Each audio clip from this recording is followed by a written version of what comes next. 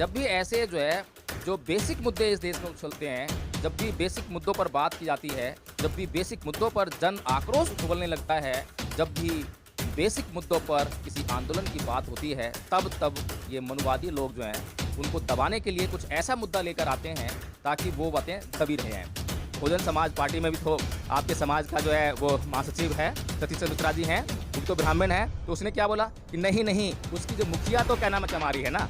तो ये जो मानसिकता है, ये जो बातें समाज में आज फैलाई जा रही हैं, ये समाज में बातें कौन फैला रहा है और वो जो कौन फैलाने वाला जो व्यक्ति है, वो कौन सी पाठशाला से निकल कर आ रहा है, उसे कौन पढ़ा रहा है, यही मोहन भागवत जी जो हैं, यही बातें पढ़ाते हैं। और सबसे पहले मुझे ये बताया जाए, जो व्यक्ति ये कह रहा है कि संविधान को ख़त्म कर देना चाहिए, सबसे पहला मेरा सवाल उससे ये होता है कि क्या आपने संविधान पढ़ा है?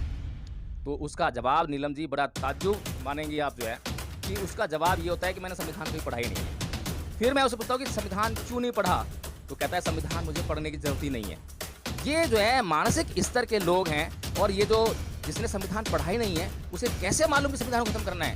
विरोध करना है सिर्फ विरोध करना है। तो ये विरोध कहाँ से उत्पन्न हो रहा है? ये आरएसएस जो है, जो मोहन भागवत जी जिसके जो है संघ संचालक हैं, उनकी जो पाठशालाएं उन्होंने आयोजित कर रखी हैं, उसमें ये लोग जो है जाके ये सिखाते हैं कि जाके आप जो है ये बातें करनी है समाज में कि संविधान किसी काम का नहीं है, संविधान को खत्म करना है, संविधान की वजह से देश बर्बाद हो रहा है और ये जो आरक्षण जो व्यवस्था है, जिसकी वजह से हमें नुकसान हो रहा है।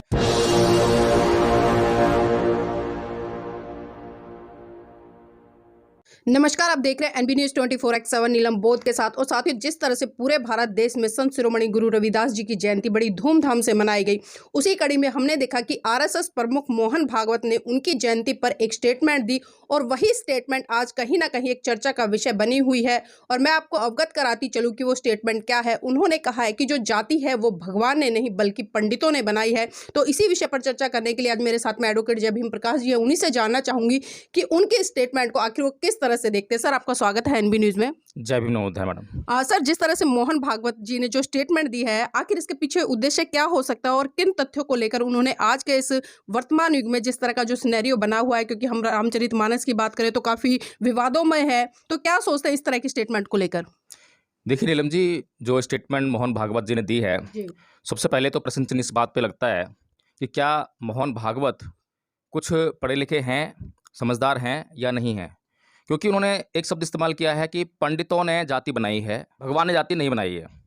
तो अब ये जो पंडित शब्द उन्होंने इस्तेमाल किया है, जी। भगवान बुद्ध महामंगल सूत्र में पंडित शब्द इस्तेमाल करते हैं और वो कहते हैं कि असेवना च बालानंग पंडितानं च सेवना पूजा च पूजनेयानंग एतंग मंगल उत्तमं।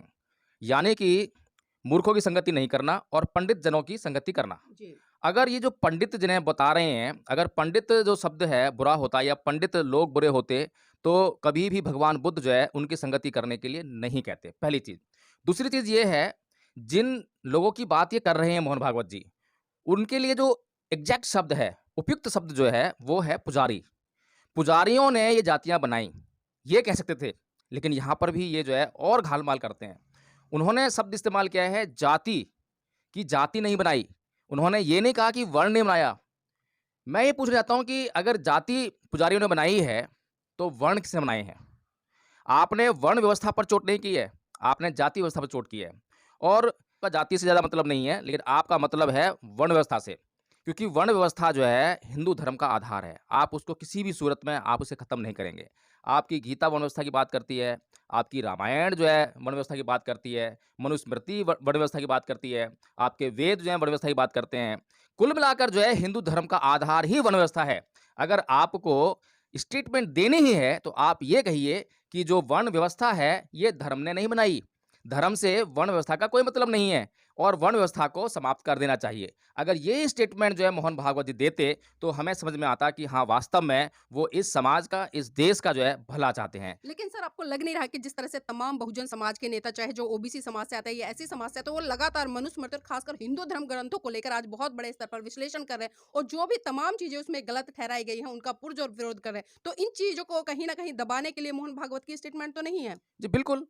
उनका जो है ये षड्यंत्र हमेशा करते रहते हैं और ऐसी कुटिलता भरी और क्या नाम है, कहूँ मैं जो इसको मूर्खता भरी जो बातें हैं, वो लगातार जो है इस समाज के बीच में प्रेषित करते रहते हैं।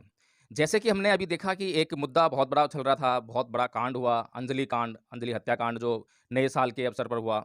अब वो कहाँ है? अब उस पर चर्चा कौन कर रहा है? कौन-सा यूट्यूबर उस पर चर्चा कर रहा है? कौन-सी मीडिया उस पर चर्चा कर रही है? कौन-सा नेता उस पर चर्चा कर रहा है? अब वो मुद्दा जो है दब गया है।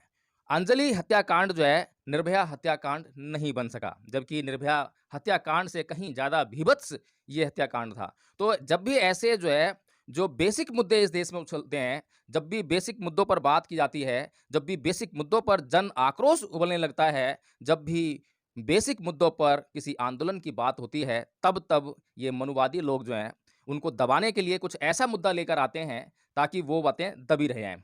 सर, जिस तरह से अभी पिछले दिनों में हमने देखा कि आरक्षण को लेकर भी लगातार, क्योंकि बहुत सारे आंदोलन होते रहते हैं और जो तथाकथित लोग हैं जो आज आरक्षण के विरोध में, वो भी आरक्षण के खिलाफ आंदोलन करते नजर आते हैं। लेकिन मोहन भागवत ने अभी पिछले दिनों आरक्षण पर भी लेकर स्टेटमेंट दी थी। उन्होंने कहा था कि आरक्षण देने में कोई बुराई नहीं है और ये आरक्षण इन लोगों को दे देना चाहिए।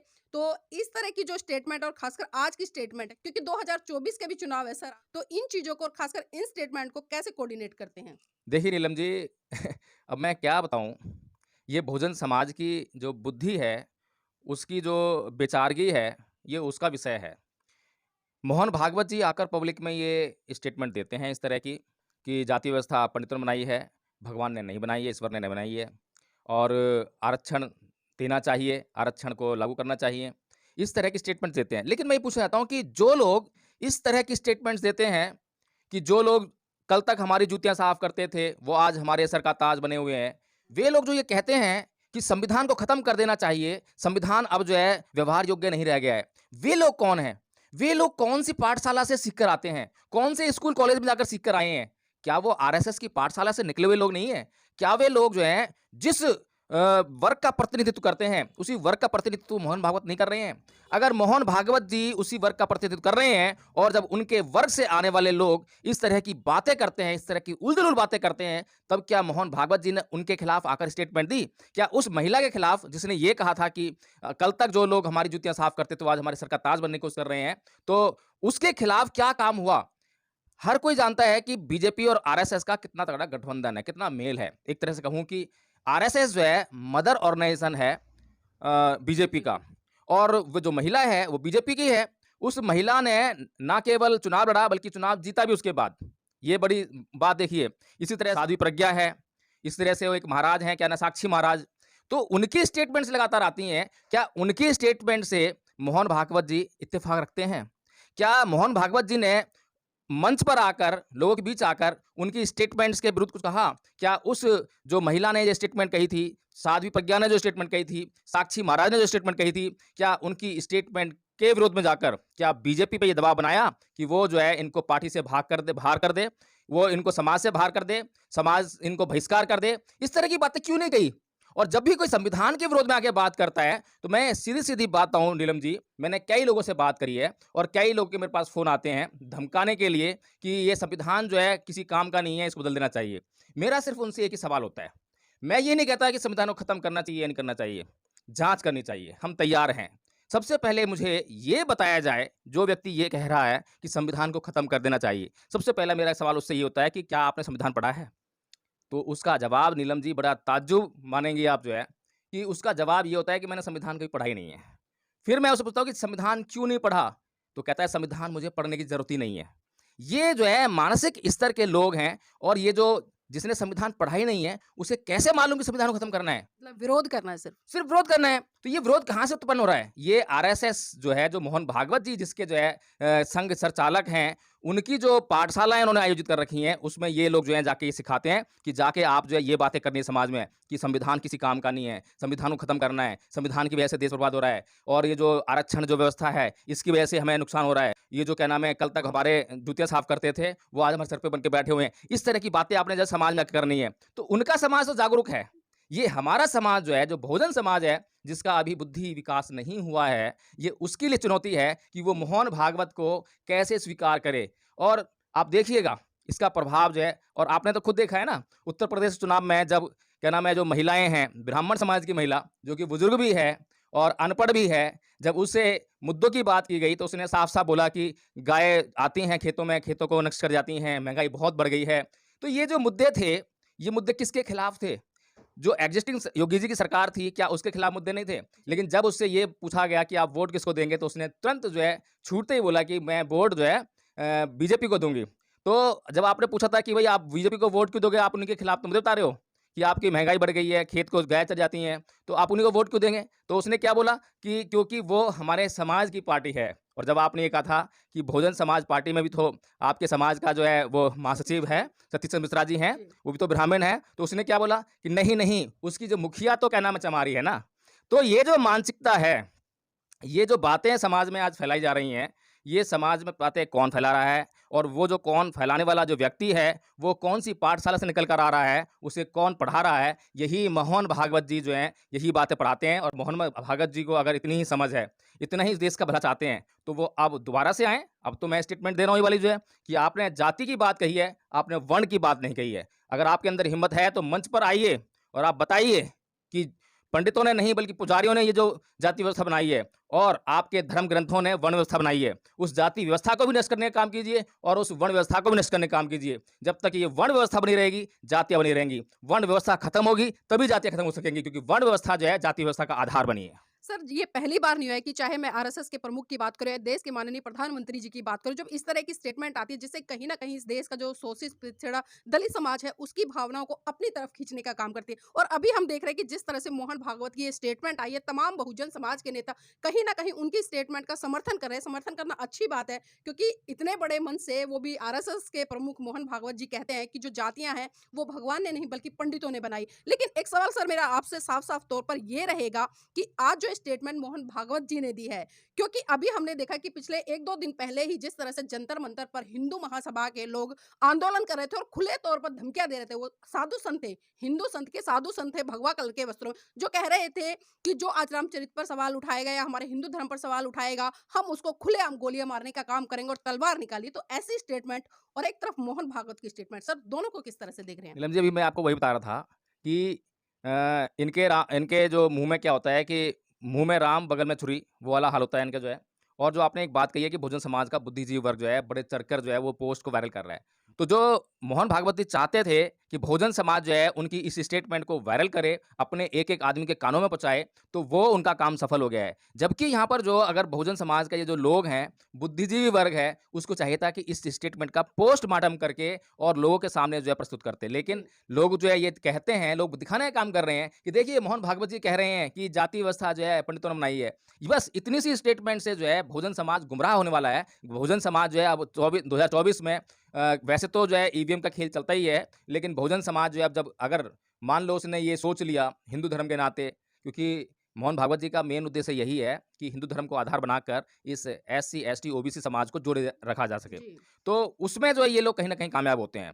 तो हमें जो है ये सोचना पड़ेगा कि कोई भी व्यक्ति जब ऐसी स्टेटमेंट देता है, तो उस स्टेटमेंट के पीछे क्या भाव हैं, उसको पहले समझा जाए और ये काम विशेष तौर पर बुद्धिजीवी वर्ग का है।